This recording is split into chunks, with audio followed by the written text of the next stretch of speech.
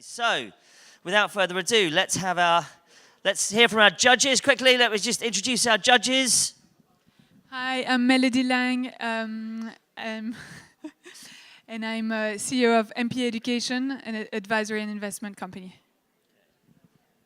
Christopher Haemba, co-founder and director, Nova Pioneer Schools, based out in Nairobi and Johannesburg. Shh, people, ladies and gentlemen, if you'd like to chat, you can go outside. If we could just get your attention. Hi, everybody. I'm Jenna. I'm the Chief Impact Officer at Rethink. Good afternoon, everyone. Antti Korhonen from Edu in Finland, the leading European education business accelerator. I'm Justine Cassell. I'm Associate Dean of Computer Science at Carnegie Mellon University and co-founder of the Simon Initiative on Technology-Enhanced Learning. Guillermo Fretes from Argentina. I used to run for the last 3 years the EdTech strategy for my country, for the government. Hi, and I'm Carla, Director of Tomorrow Institute and the person who's been dealing with all you startups together with Dan. So have fun this afternoon. Fantastic. And we've just lost Justine. Where's she gone? Oh, right. We're just going to go taking machine guns to all the people talking outside. Right.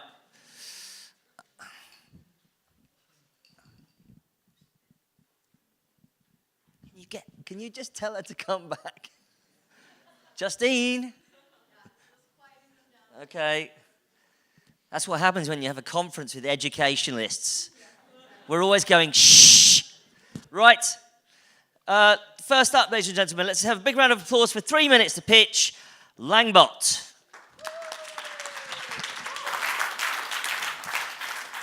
Good afternoon, everyone. So 40 million, that's the number of new internet users in Africa in the past year alone. And like Payal Arora explains brilliantly in her book, The Next Billion Users, when youth in emerging markets acquire digital devices, the reality is that their top priorities are listening to music and communicating on social media like Facebook. So imagine if they could learn right there in their favorite messaging apps using chatbots that act like personal tutors. We're making this possible by providing educators an easy way to connect a chatbot to their Facebook page that delivers fun lessons and exercises they create on our platform. The first chatbot we created to teach French for English speakers won $20,000 from Facebook's Messenger Bot Challenge and grew to over 250,000 users who've had about 14 million interactions with the bot since we launched it last year. This success led to our first couple of paying clients like the Alliance Française in Addis and the Institut Français in Tokyo, Japan. They're using our platform to create their own chatbots, so students chatting with their Facebook page can practice what they learned and prepare for standardized tests. It also allows students who missed a few classes to catch up with the classes, which thereby reducing the huge dropout rates for beginners in language schools.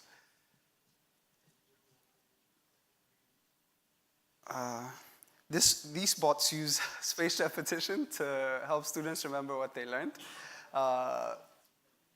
gamification to keep things fun, and natural language understanding to answer questions, ask questions, and explain concepts using different components.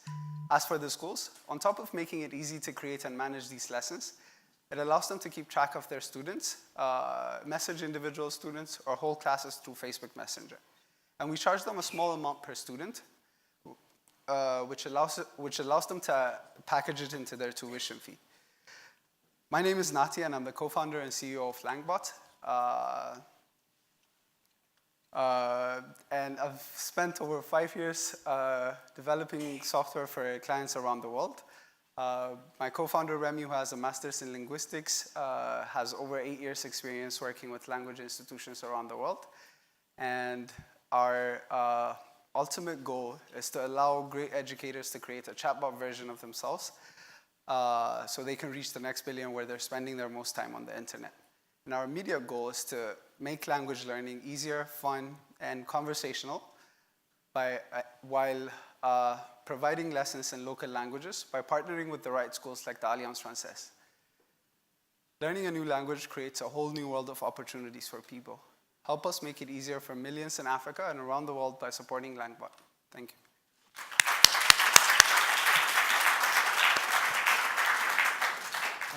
Questions? Let's go. I didn't fully get your business model. So where do you get your revenues from? So we charge the school per student per month, $1 per student per month. I think I skipped that part. So like the first two schools we started with are part of the biggest network of language schools in the world. They have about 950 schools around the world. And assuming we can charge, like we charge them, we already have some revenue from them.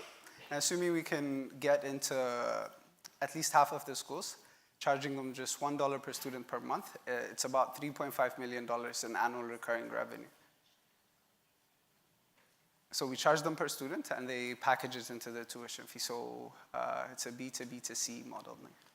The teachers are using the chatbot on what content? What do you mean, sorry? Because you talked about social media, but social media, that's not the use case for the schools, is it? Yeah, so the school has its Facebook page. So students coming and chatting with the Facebook page get lessons, they can practice for tests. The bot can send images, text, like a lot of different types of interactions, like questions, and it's gamified, so you're earning points and you're competing with your classmates. So, yeah. Yeah, sorry, I didn't realize Facebook was into the schools. Oh, sorry. Yeah. Okay, great. Thank you very much, Langbot. Next up. Next up is Syllabuzz. Come on up, sir. Oh, sorry. I'm sorry. We are allowing the judges 30 seconds just to do the judging. Just if you just want to stay there for a second. Of course. While the judges gather their thoughts. Thank you. Thank you so much.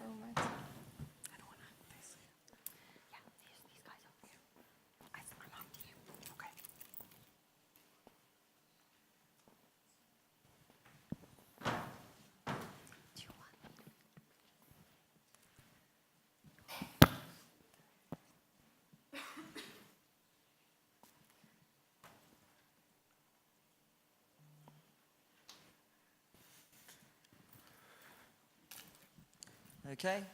I get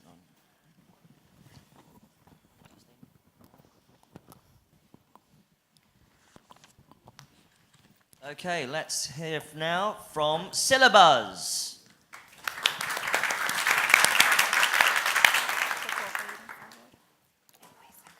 Good afternoon. So this is the year 2019, and I have awful news for you. 1.5 million jobs in technology in America will remain unfilled. Why? Because there is not enough trained talent. And this is an education problem, because less than 1% of the schools worldwide are teaching computer science. My name is Alonso Mujica. I'm a Peruvian engineer and teacher, and I have loved computers since I was 2 years old. But the challenge is, how do we make 1.25 billion students in the K-12 system to love technology and embrace it as well? So this is where syllabus.com comes in. We teach computer science and programming to teenagers. And we do this through our own courses and a blended methodology, which consists and combines in face-to-face workshops and also online lessons. And we're doing this way, and we're specializing in blended learning because less than 5% of the people that are taking an online class worldwide actually finish it. And in our last cohort, we reached up to 70% of completion rate in our courses and 70% of NPS. We began 2 years ago in Peru with 25 students. And last year, we reached up to 3,000 students in Peru and Chile.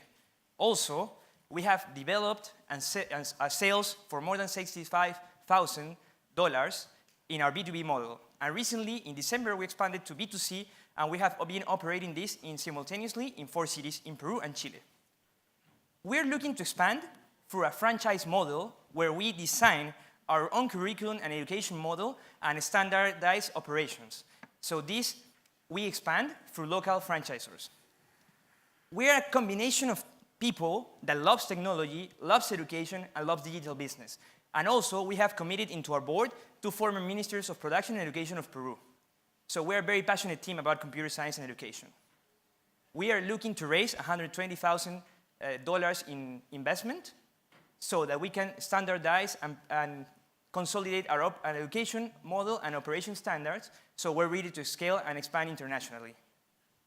Today, we're inviting all of you to become part of this movement, to help us and join us in training the next generation of hackers worldwide. Thank you very much. Okay, go ahead. Did you say you just focused on computer science and technology? Correct. Oh, other disciplines, okay. Oh. Any other questions? Such a packed field. It's true that fewer than 5% of students who take a class on a MOOC finish. However, code.org has a lot higher completion rates, and so does Khan Academy. And so I'm wondering how you distinguish yourself from that aspect of things, from that side of the field.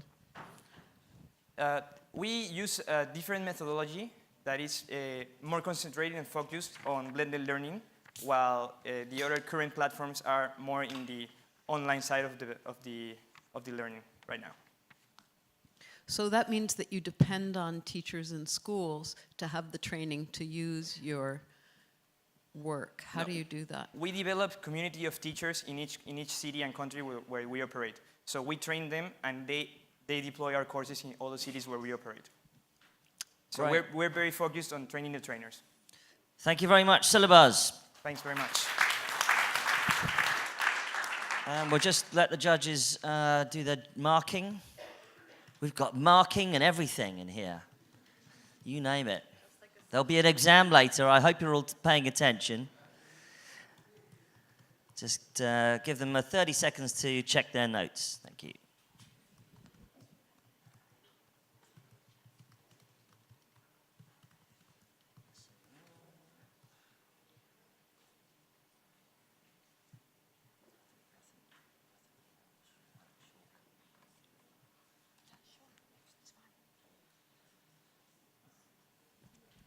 Okay.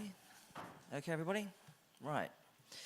Next up, ladies and gentlemen, let's hear from Lesson App from Finland. Go for it, Lesson App.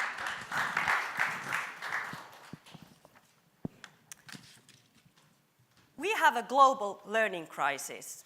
More and more kids attend schooling, but the learning results are poor. We've been training teachers from 40 different countries, and we have seen how they struggle. What is the most crucial thing we should need to fix in order to get rid of this learning crisis? For us, it's teachers' competence and what really happens during a lesson. Coming from Finland, the land having the great results all the time in the learning comparisons internationally, we know that the teachers need quality pedagogical tools. And with those tools, they can design inspiring, efficient, and relevant lessons.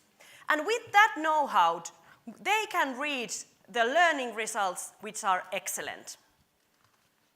Now, it's time to share that excellence with everyone else with Lesson App, which is a mobile tool for teachers to design great lessons. For example, there's a video guide to quality pedagogy.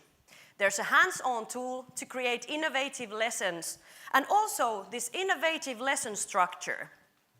There's over 100 tested activating teaching methods, and they are all described in details how to put them in practice. And also there's a database of ready-to-teach lessons to be applied, and much more. The only thing the teacher needs is a smartphone or a computer, and you can use it offline as well.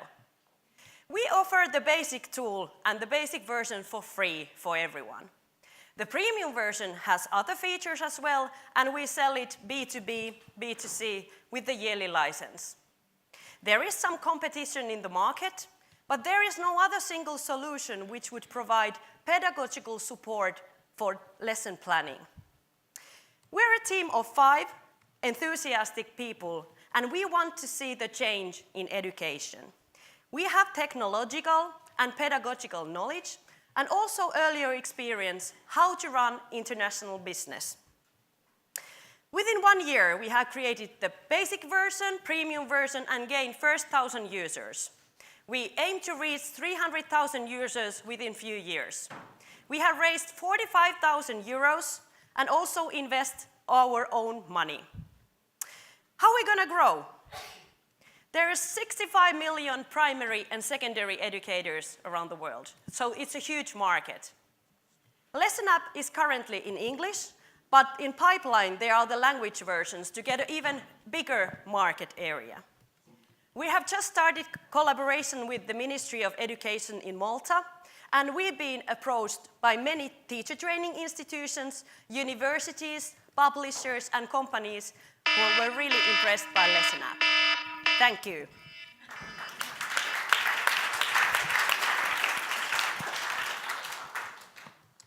Sorry about that. No worries. Who has some questions? I can go. So outside of Finland, what geographies are you targeting? Because you need teachers that are ready for this kind of tool and digital tool and solution when Yes. Maybe. Thank you for the question. We started with the English-speaking countries, obviously, because we have this global version where all the content is in English.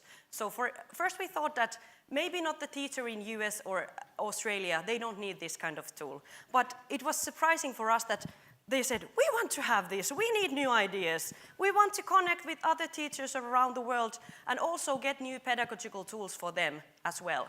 So after the English-speaking market, we will expand according to language versions. We have had requests from Russia, Spanish-speaking countries, Portuguese, and so on, because obviously not everyone speaks English, so it's easier for the teachers as well to use the tool with their own language. Any other questions, anyone? So this 1,000 users. Could you use the microphone? The 1,000 users are spread across what geographies? From 64 different countries at the moment. Okay. Yeah, we just established our basic version last November, so within a few months we gained 1,000 users from several countries, the whole globe. Fantastic. Thank you so much. Thank you. Lesson App. We'll just let the judges deliberate for a second.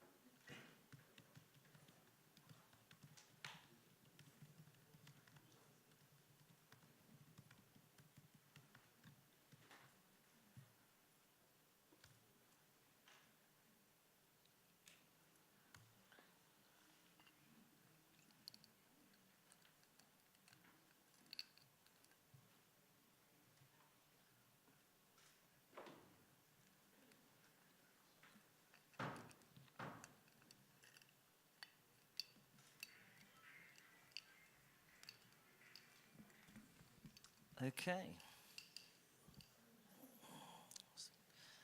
Okay, let's move on quickly now. Next up, let's hear now from Signa from Brazil. Coming up, 3 minutes.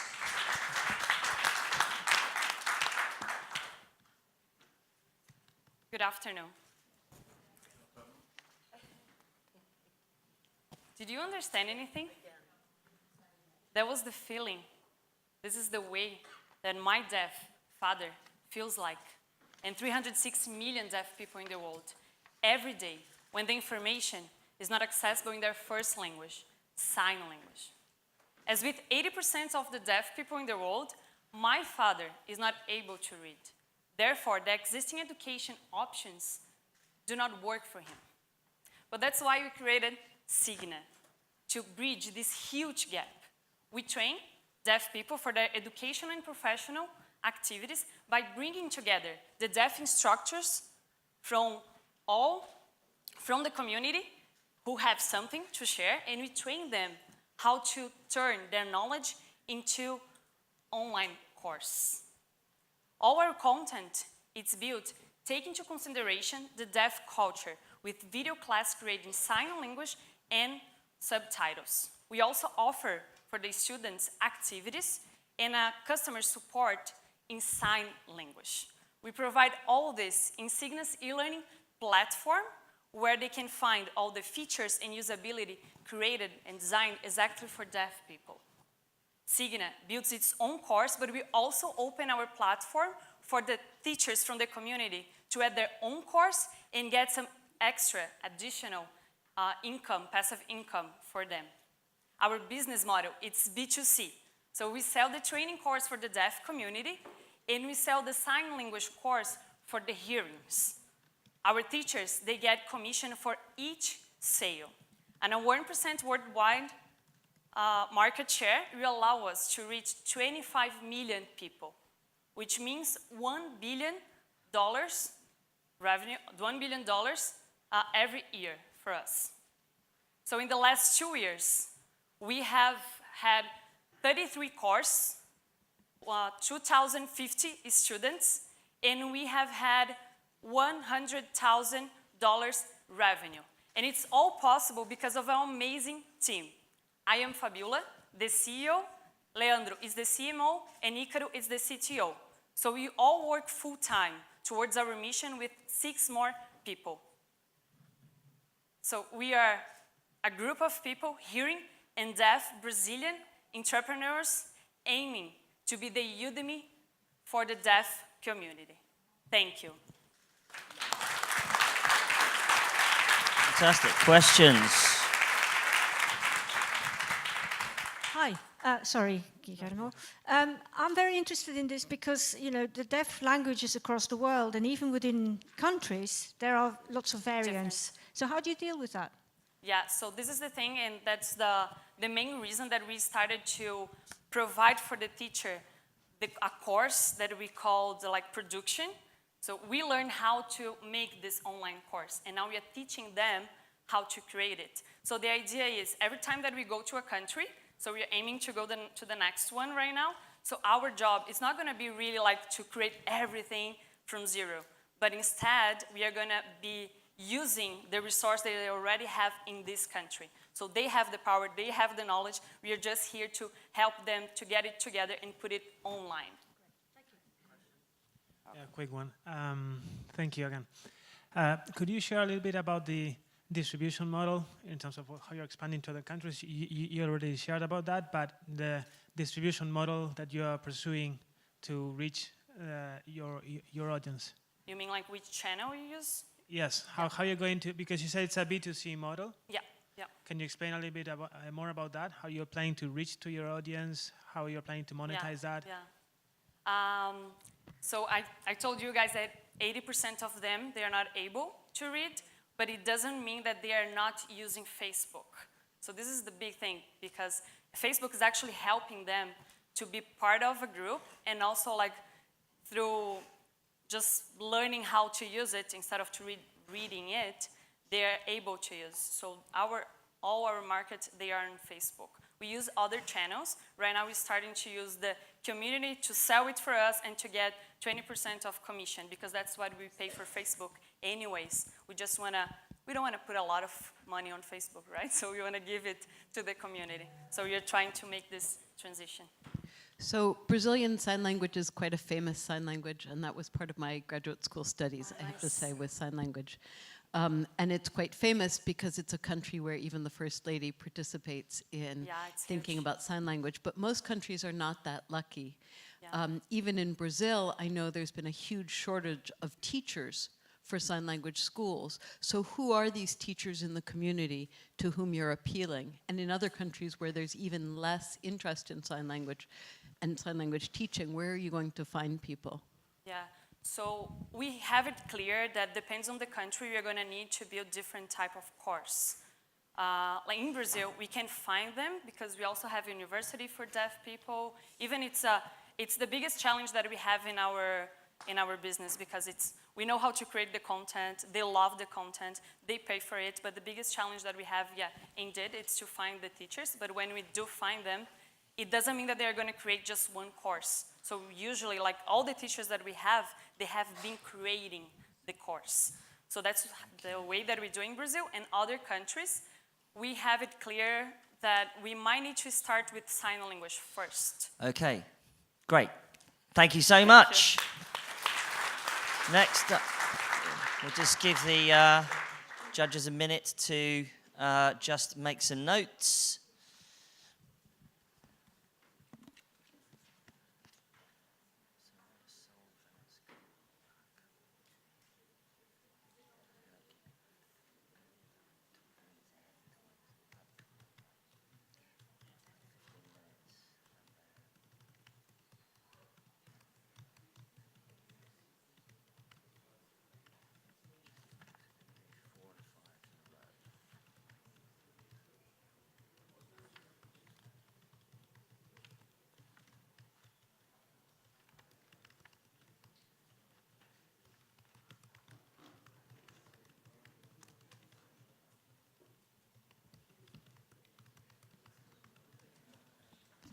Okay. Okay, everybody. Right. Let's now hear from Solve Education. Big hand.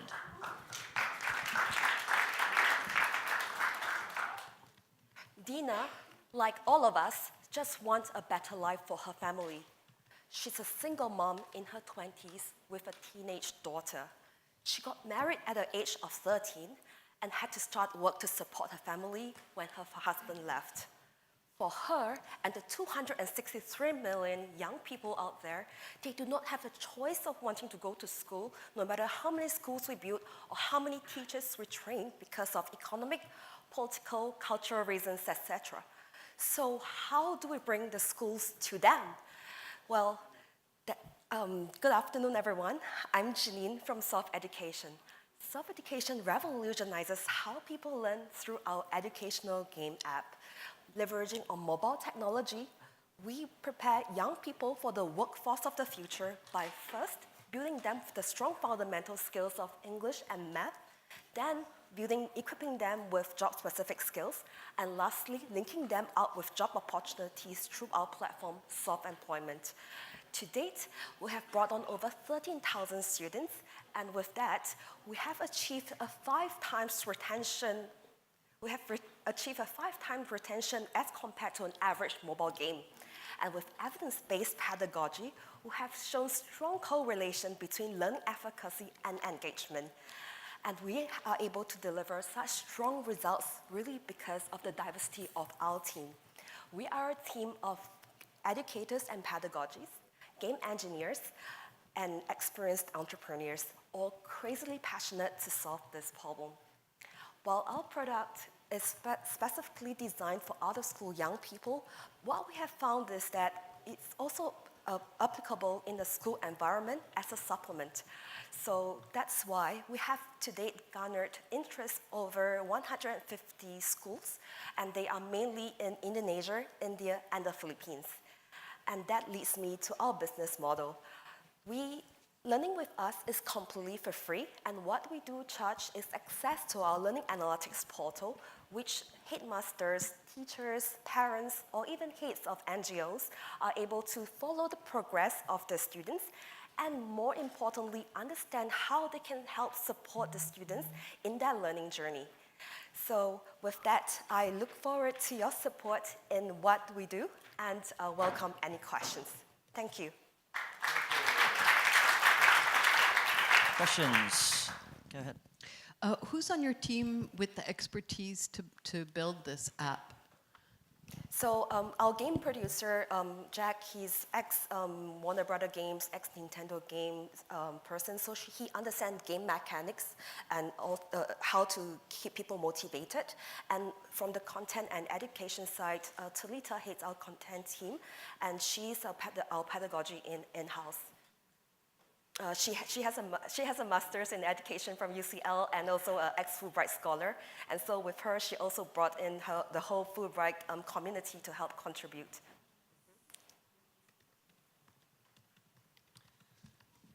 Okay, any other questions? Okay, thank you so much. Thank you. Solve Education. We'll just let the judges deliberate for a moment. And if you're just coming in from outside, if you could keep it down and keep that door closed, that'd be fantastic. Thank you.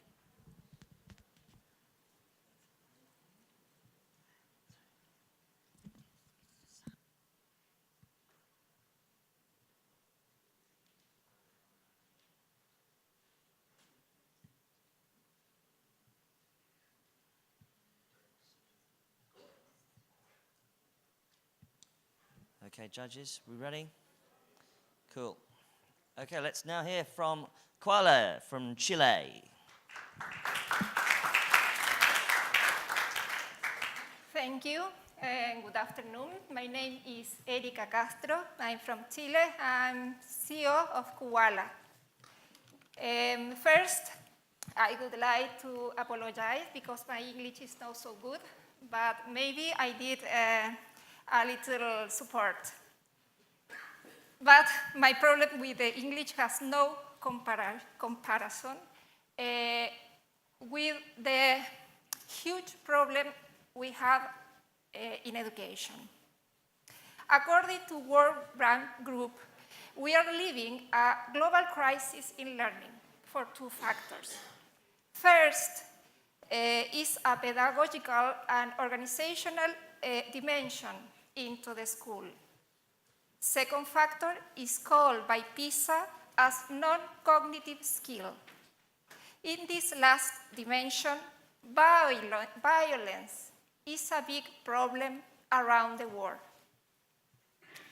Only last year, up to 1 billion children are victims of physical, emotional, and sexual violence or negligence.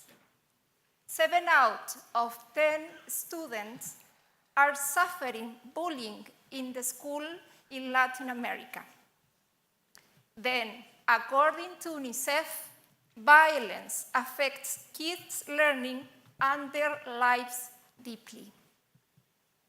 So, we must face it.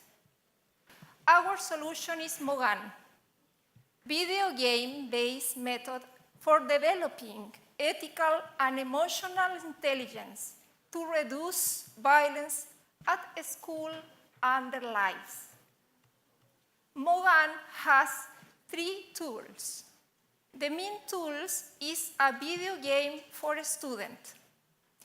It trains the ability to make decisions to solve conflicts with empathy and ethics, important, under stress condition. The video game is possible.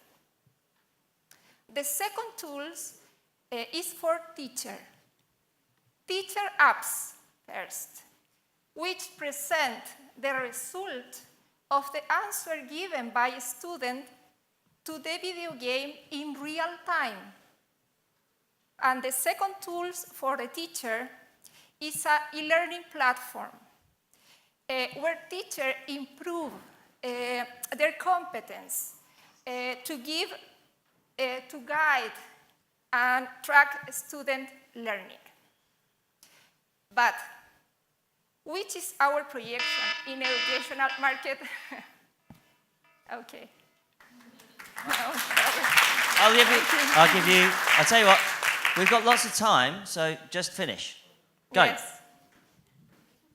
You can finish. Thank you. Yeah. Thank you. We've got time, haven't we? Right? Yeah. Just finish. Thank you. Finish your presentation, then we'll do questions. My project is about this. We need to improve the collaboration. Thank you. Thank you so much. Business model has 3 ways. The first is B2G, a government institution, B2C, public and private schools, and B2C, we hope to sales direct to family and student. The revenue model has 3 ways. $50 per student when product is bought between 30 to 100 students or participants in one school. $40 when a product is bought between 100 to 300 participants in the school, or $25 when Mogan is bought by district between 6 to 20 schools. Well, this. Thank you so much.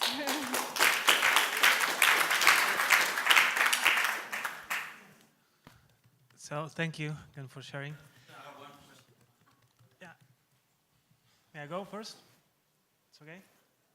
I go first? Yeah, thanks.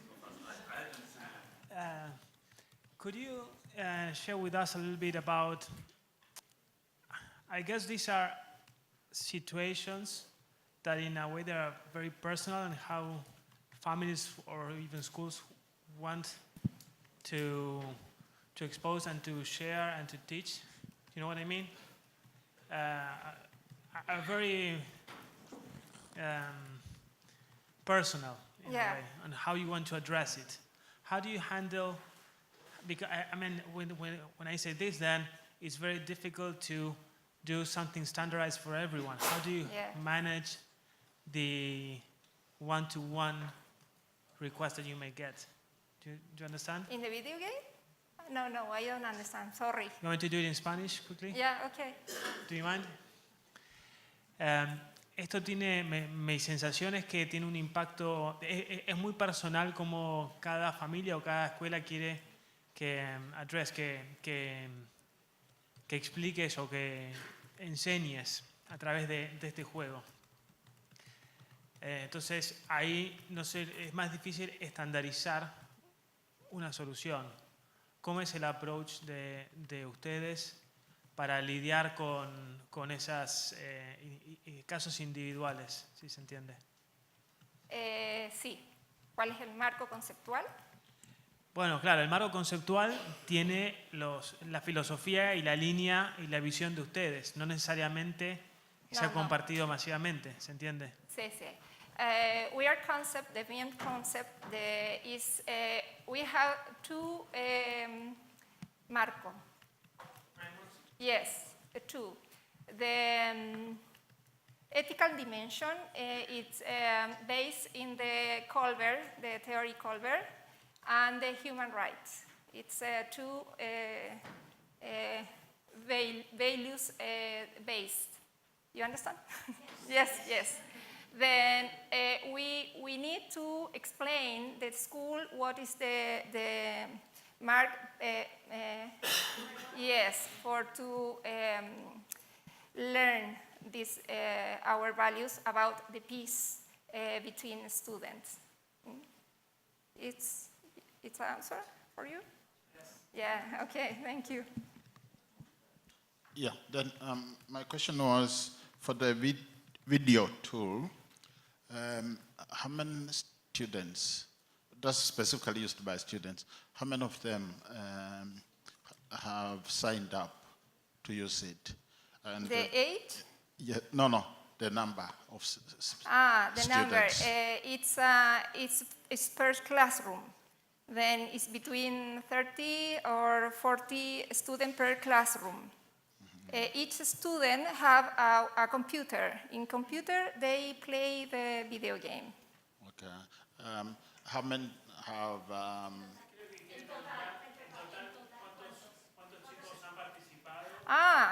Okay, I understand. I'm sorry. That's right. The pilot program was tested in up to 500 students. Then the market starts now in March. Then we come to sales in 6 schools now. Then it's maybe the growth is very, very fast for us. Okay, thank you. Final question.